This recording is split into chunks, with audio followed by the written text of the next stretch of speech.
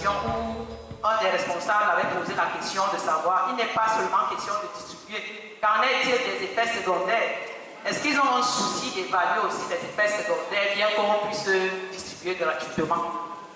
Alors, il s'agit de ça, de savoir qu'on a des exigences, que malgré nous, quand nous qui sommes de la santé, on se retrouve en train de faire des choses qu'on ne maîtrise pas.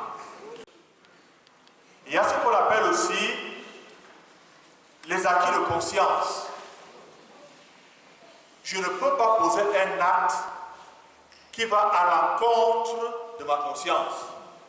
Et par acquis de conscience, je dois refuser. Et vous allez tout à l'heure, vous serez d'accord avec moi que, bon, tu n'es pas d'accord, ça va influencer. Mais c'est cela qu'on appelle le martyr.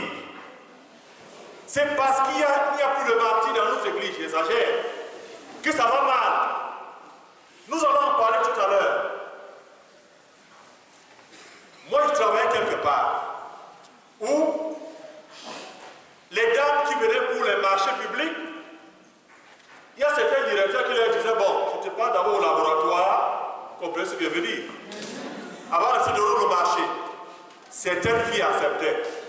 Mais d'autres disaient, au nom de Jésus, je ne peux pas vendre mon cœur, mon corps pour les miettes de pain.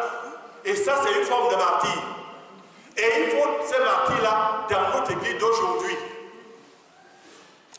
Je disais que nous allons en parler tout à l'heure.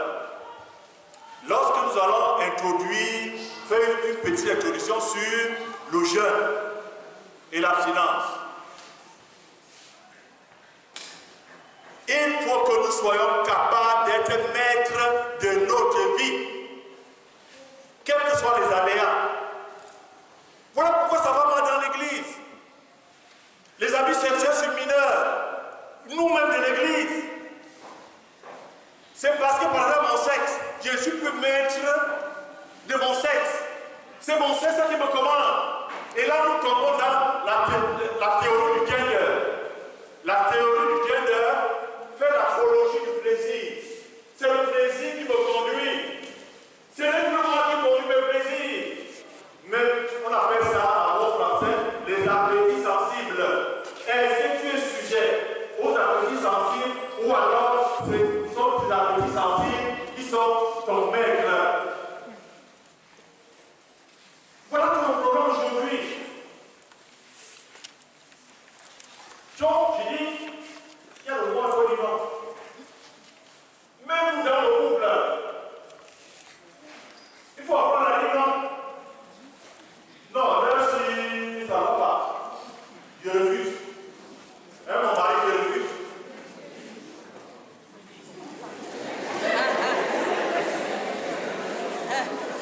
Même ma femme, je refuse. Être maître de soi-même. Donc, je dis pour aborder le second aspect de ta question, moi je dis, il faut accepter souffrir pour sa foi. Et je dis, il faut des martyrs. Nous, on a attendu 50 ans pour que certains commencent à accepter le retour charismatique dans l'église catholique.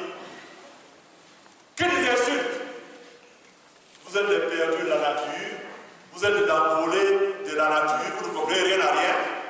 Mais aujourd'hui, la plus haute autorité de l'église, vous avez suivi la vidéo d'hier soir, où le pape nous demande d'aller favoriser le baptême dans l'esprit. Il n'appelle plus l'effusion. Parce que nous, francophones, on ne voulait pas lâcher le baptême dans l'esprit. Le peuple confond le baptême dans l'esprit avec le baptême sacramentaire. Et aujourd'hui, le pape, le Saint-Père, a lâché le terme. Le baptême dans l'esprit. Parce qu'il y a un baptême dans l'esprit qui n'a rien à voir avec le baptême sacramentaire. Et il a fallu que nous souffrions. Même des moqueries. Je vous ai dit, mon curé, docteur en théologie, pour se moquer de nous, disait les essuie-glaces. Nous étions des essuie-glaces parce qu'on chantait. Voilà.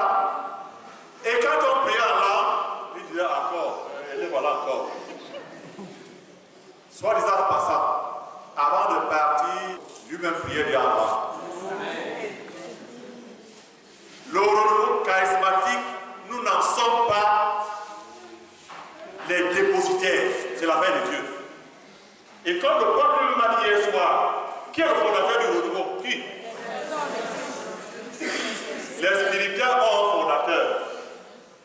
Les oblats de Marie, et ainsi de suite, ont les fondateurs. Qui est le fondateur du renouveau charismatique? C'est l'Esprit Saint. C'est la fin de Dieu. Donc s'il y a quelqu'un qui refuse, priez pour lui et passez votre chemin. Donc frères et sœurs, il y a quelque part un petit martyr à vivre. Pas un martyr forcément qu'on ira sur le bois de la croix comme Christ. Mais il y a d'autres martyrs que nous sommes appelés à vivre pour que ça marche. Et pour le cas d'espèce, nous sommes en train de faire des lettres que nous allons adresser à nos évêques pour qu'ils interviennent par rapport à cette histoire de la pilule d'urgence. Partout où le feu est installé dans les diocèses, nous allons aussi écrire au président de la conférence épiscopale. Nous allons aussi toucher certains députés à l'Assemblée nationale. Il n'est pas possible de laisser cette forme de génocide pour lâcher le terre. C'est d'un génocide qu'il s'agit. C'est d'un génocide qu'il s'agit. Même là, dans nos paroisses, on n'en parle pas. Nous puis ici, allez voir mon curé. Oui, mais attends. C'est bien pour le faire ce que tu fais là. Parle-nous de ceux qui nous donnent la vie au quartier. On est en train de mourir. Il me dit, il s'agit de quoi, Léonard? Il ne te met pas au courant. Alors que la place n'est pas loin de sa paroisse. Non, le peuple nous a demandé de sortir de nos paroisses, aller dans les périphéries pour annoncer Jésus. Arrêtez cette histoire de rester chrétien dans la paroisse. Voilà pourquoi Colombe de Feu va dans les rues pour annoncer que Jésus est Seigneur.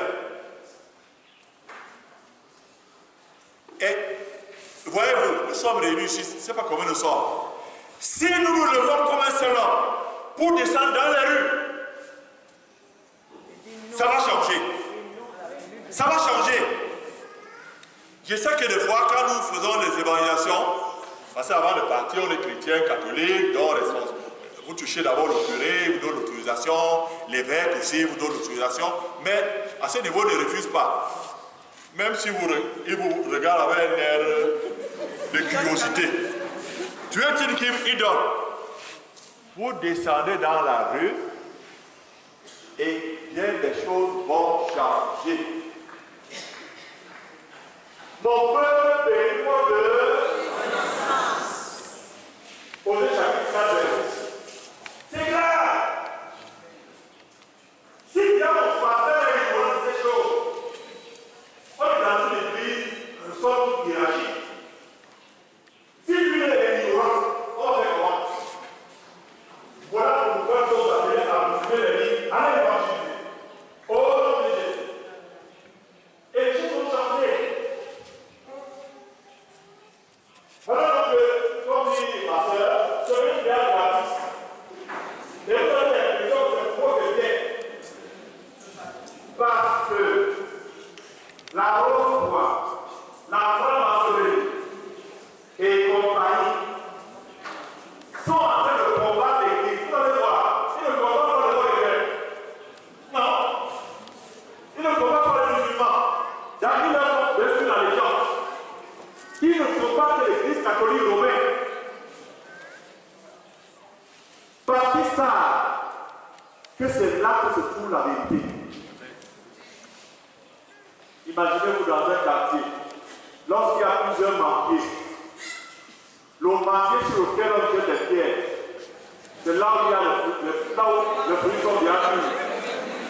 L'Église catholique, c'est là où il y a la maturité, c'est là où il y a la vérité. Dans les certains qui disent soit de nous sommes des moudjahidines catholiques, mais c'est la vérité.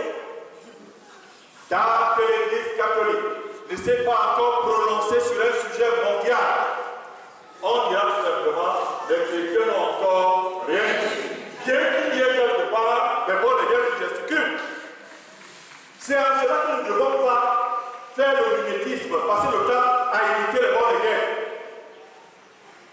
gesticule, on chicole au sol, nous aussi on doit chicoter.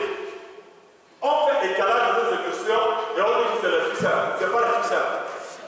C'est une brise légère. Donc, frères et sœurs, ne vous inquiétons pas.